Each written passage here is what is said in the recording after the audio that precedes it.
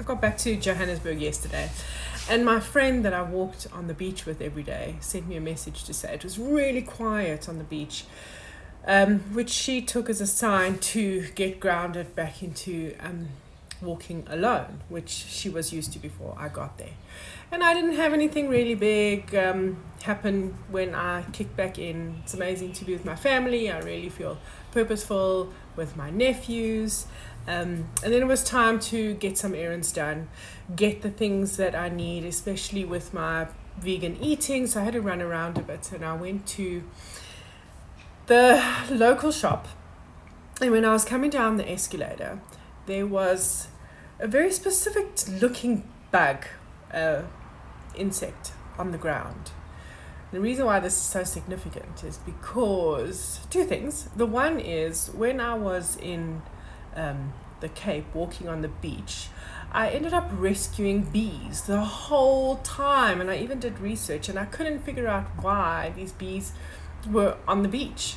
I never found out. But anyway, even on my very last day, there I was finding the last of the bees and saying to them, please tell your friends, because I'm not here to save you anymore.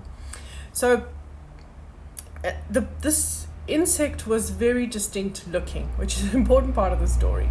It had beautiful black wings. It looked like a fly, but it had beautiful black wings, and then its body was shimmering in different colors, which was absolutely beautiful.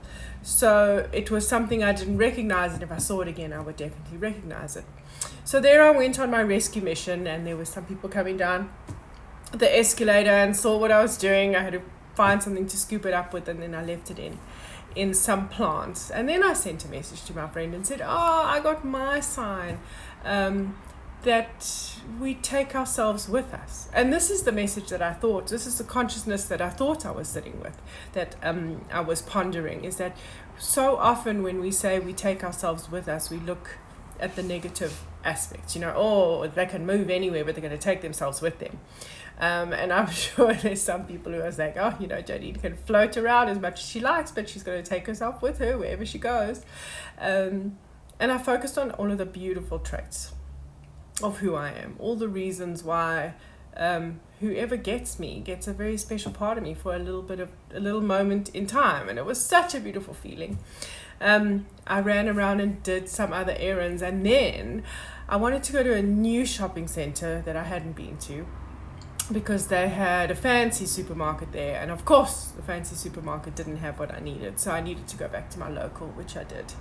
And when I got back, the bug, the insect, was back in harm's way, was sitting in a spot that if no one was looking down, they were going to stand on it. And that moment of consciousness for me was the big one, because especially I think in what I do and what so many of us do, if we are archetypes, remember I've spoken about we are all this Long Island iced tea of 12 specific archetypes, and we all have a different quantity that makes up the uniqueness of who we are.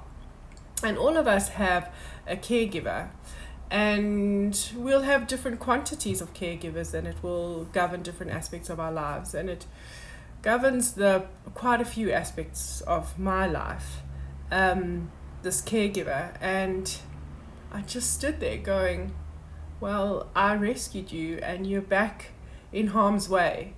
And it was just this reminder of when we support other people, when we help other people, when we go out of our way to give other people a leg up, once we've done that, we have to let go, because it's not our journey. And that is all reliant on expectation. We cannot have the expectation that because we have given of ourselves to help someone else, that they will have it in them to follow through in whatever it takes to continue with the leg up. And it's not always easy. I can't keep on rescuing the bug. We can't keep on rescuing, and this is not something that I'm saying without a whole lot of empathy and compassion, especially because with what I do, I understand that we all have the best intentions for ourselves, but we have so many reasons within the voices of our head that are protecting us no matter what, And that's what we have to discover. Why are the voices so protective? That to turn intention into the willingness to do something different for ourselves is so very difficult. And I got that from a little insect on the ground, and from a message and a lesson I was supposed to get during the day to a totally different message. So yeah, that's my consciousness. And let me know if